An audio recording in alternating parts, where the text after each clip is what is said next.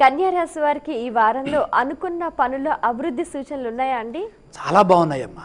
5 గ్రహాలు సహకరిస్తున్నాయి. ముఖ్యంగా 3వ రాశిలో రవి, 4లో బుధుడు, పంచమ శుక్రయోగము, తృతీయ గతుడైనటువంటి శని, షష్ఠంలో కేతువు. శుభ పరంపర కొనసాగుతోంది. ఏ పని చేసినా విజయం తథ్యం.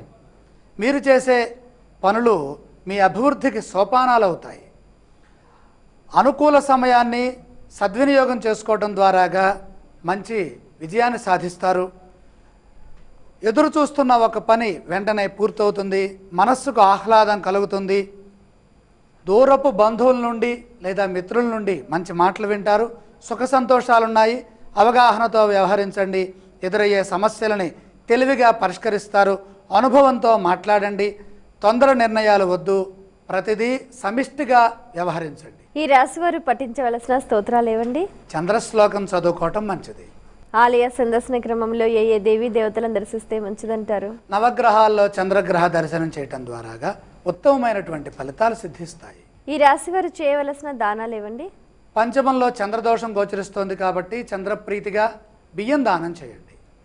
మిగిలిన రాశుల శుభ అశుభ ఫలితాలు తెలుసుకునే ముందు విరామం తీసుకుందామండి.